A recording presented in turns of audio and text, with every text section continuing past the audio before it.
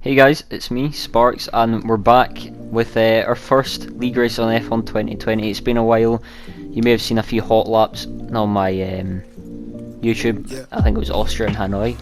But yeah, it's I'm really enjoying the new game. I feel like I've stepped up a lot more since the last game. I ended last game in a very high, finishing 4th in the PSGL event, nearly a podium, but pace is very good, and I feel like I've just carried it over very well. And yeah, everybody's just getting quicker and quicker now.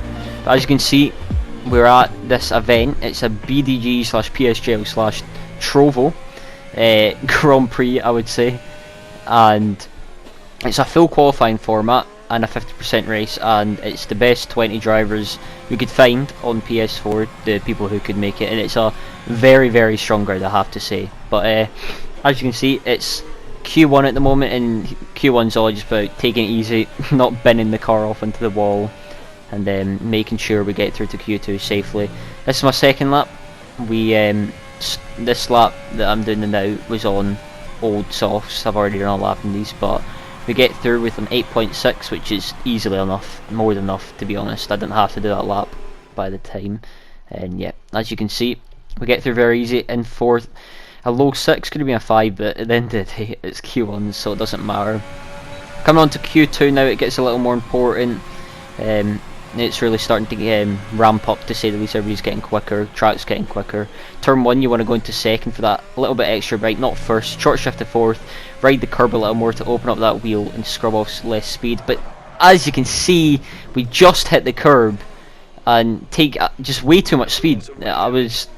I don't know what I was doing. I took way too much speed going into that corner, and I'm very, very lucky to not lose my front wing. But yeah, that was a huge confidence hit. After that, hitting a wall like that, that corner you need to nail, because that whole section can gain you or lose you up to 2 to 3 tenths. So crashing there, I've never crashed there in practice, and I don't crash that often. I can't remember the last time I crashed, so very surprising. But as you can see, we come on to our final lap, and we done a 188, or not final lap, or proper first lap without crashing, and I don't think that would be enough to get us through to Q3. It's a top 10 you need to be to get through to Q3. So we start our next lap, and let's hope we do not crash at this corner. As I said, it was a huge confidence hit. Confidence was just down the drain. But as you can see, we built confidence up after our first run there, and we gain a 10. That just shows you that I was a lot more confident going through. I'm saying confident a lot, but yeah, we've really found our feet at that corner. Here you want to click it into 6 quickly up to 7 just to carry that extra momentum. Down to 6, could have waited a little bit, revved the car a bit too much there. Down to 3rd here, use 2nd if you need, but we leave it in 3rd as we've got nice rotation. Down to 3rd here and try and plant the exit as well as we can. We didn't get a toe off Liam, sadly. That would have been nice. But coming into this last section now, brake a bit after the 100, mount this curb a lot, use a lot of that inside curb. Go a little bit wide here, set up the exit slightly, use none to save a bit of VRS. Here you want to keep it wide, have a late apex, but we just miss it, and it's lost us about half a tenth there, which could have been a make or break lap. We come up to the line, and it's a 1.8.6, nearly a 0.5, and I was pretty pleased with that lap. There could have been a lot more in it, but that got us just through to Q3. As you can see, onto Q3 now though, we do an 8.3 banker, which is very pleased with. I think my PB banker is a low 8.3, so track's ramping up and I'm just building confidence as we go. But coming on to our last lap of the session, the one that matters, the one we'll start on the grid for the race. Coming to turn 1, want to brake just before the 50, down to 2nd momentarily, then back up to 4th very quickly, use a lot of the track. Coming into here, you just want to fling the car in and trust that your setup's going to grip up, trust that you have the mechanical grip in you. Up to 3rd, rev the car up a bit, and we're up by just a little bit of time. Coming into here, you just want to keep it in 7th, down to 6th, then up to 7th very quickly to carry momentum. Very sketchy, the rear's very twitchy there. Down to 6th, tap that curb, don't use too much of it. Down here, keep it in 3rd, up to 4th very quickly to minimise wheel spin. very different lines here. We take a very early apex and then use a bit of the curb on the exit. We're a 10th up coming into the last sector, so we could be looking at a 0.2 or a 0.1. Danny sets a high 0.1. We set the purple middle sector, so it's obviously been very good. Here, coming around here, we've done a very good job to keep that nice and tidy. We're just over a 10th up now. Now we just need to maximise this last corner. Can we gain it? We use all the track on the left. We're just over a 10th up. We're going to come across the line. It's been a very good lap. This could be enough for pole. This could be enough for second, but it's just second, under half a 10th off Danny. And I was very, very pleased with that lap. In the real thing, 0.2. I think my PB was a high 1 or a low 2. I can't remember. It was something along those lines. But yeah, it's very nice to be delivering in the real thing, unlike some people that not going to name names. But we delivered in the real thing, and an 8.2 was good enough to get us up there. We see Vaster behind us, and we know he's very quick, so we've got to watch out for him. I noticed though that filling up the car 2 laps was way too much. By the end of the race I was at like 1.7, so I'll keep that in mind. I was saving way too much fuel. But yeah, going into the race I was very confident. The race pace actually looked very good, but it's going to be very difficult. I've got Danny ahead of me. I think it's going to be near impossible, to be honest, to catch up to him. We're just going to have to pray for the best. But it's a soft hard strat round here. We've got Vaster Racer behind us, Danny in front of us, and we're just going to have to keep our position. It's very hard to overtake in this game as dirt air has been increased, and in general the competition is just getting so much quicker. You can't see any mistakes from anyone now. The mistakes are very minimised, and it's if you make a mistake now, get a penalty now, you're going to lose 3 to 4 to 5 places, depending how close everybody is. So minimising mistakes is probably the most important thing. You really need to be on your A game going into the race. If you're off a little bit, you're done. You're not going to do well at all. But this is our first competitive race on this game. We're starting second, so we're in a very good position. We've got 3 red lights, 4 red lights, 5 red lights, and away we go for our first race in F1 2020. We actually got a decent start, but the second phase of it was really bad. We hold position, we've got Vaster on our outside. We just want to hold our position, try and open up the corner as much as possible, and we've held second place, which is the main goal of this start.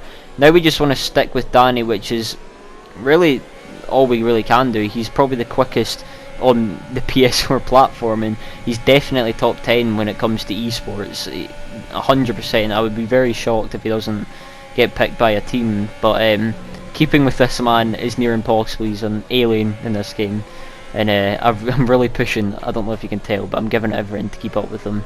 But yeah, that's the goal. Stick with Danny, and hopefully he can drag us along, because if he were to drag us along, we would be long gone from the pack behind us. Yeah, it was just my plan was just to use every ounce of ERS and try and stick with them.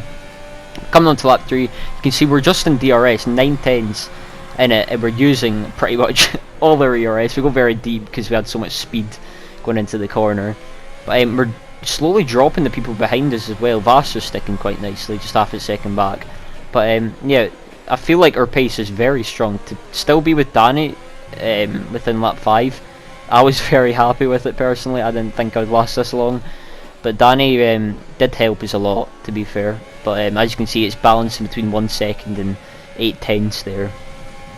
Coming on to lap 10 though, he did break out the DRS eventually, and he gained quite a 2.4 second gap, as you can see. So we pit on lap 10 for the hards, a nice wee AWS insight there. It's quite cool. It's quite realistic to the real life, and it's on point for this track strategy, to say the least, unlike sometimes. But we come out of the pits now. You can see in the bottom right there, we have our overtake on for some reason, and I don't know if I left it on coming into the pits, but yeah, that really, I don't know what went on there.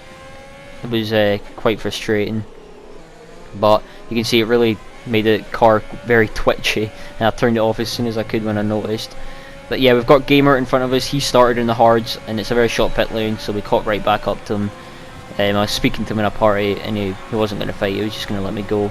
You could say it's illegal, but I think I would get him anyway. I don't think he'd fight anyway. So we get the move done. He leaves the room, and we get past him nicely. Next up is Aero. He's doing the same strat as Gamer. He's going hards to softs, which is very, very OP, as you'll see in the later clips. We catch up to Aero.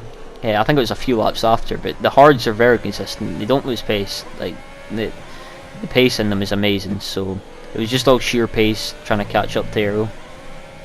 But yeah, it's going to be a pretty decent move. Looking back on it, I really shouldn't have used overtake. I should have just sat there.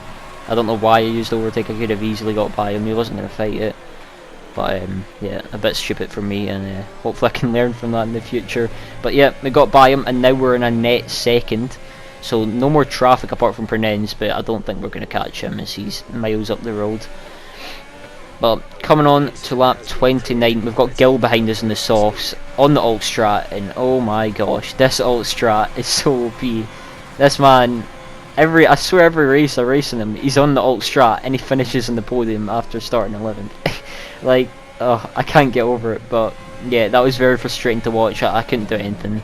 Coming to lap 34, we've kept the gap like very well, but yeah, there's nothing to fight with. And as you can see, the tyres are just slowly fading away. I'm not the best in tyre wear, to say the least. Yeah, yesterday I had a racer in Austria, and if you were in it, you all know what happened. But we have Vaster behind us. We've got no ERS. He's got plenty of ERS. He darts to the right, then darts to the left, and he just swerves it round our outside. We try and fight back slightly, but we literally have nothing. We're done. We've got fuel, but yeah, I don't know what to say. Matthew goes side by side up to the line, and he takes it on the screen, but the game decides to give us fourth, so maybe it was trying to be a bit nice after the shenanigans that happened. But we'll say we took fourth because, you know, I feel like I deserved fourth. We'll just pretend Matthew didn't get it. And yeah, we'll take it. But I'm sure he wasn't too happy, but you know, it's nothing important. It's only a social race, you could say, but it was a very competitive social race. As you can see, Danny taking the win with the new podium celebrations. Quite cool addition to the new game. But yeah, race pace was very good. I was very happy with this race. I don't think there was much left in it. I probably could have got second. I feel like the perfect race would have been second and just a little bit less further away from Danny, because the gap to me and Danny was way too big. I should have minimised that a lot more. But yeah, 9 set. I mean, it helped that we were fighting now and then, and he didn't really have anybody to fight. But still, it would have been nice to have the gap maybe 5 to 6 seconds, as we know he's very quick. But as you can see, that's the final classification. 4th place, GG to the podium runners, and especially Danny, who was just on top form today, and he's just looking unstoppable for the next few seasons coming up. But yeah, that's been me. Hope you enjoyed it, listening to my voice, as I said. But yeah, hope you tune in for more videos on the channel. There will be a few more league races coming up, and I'll see you later.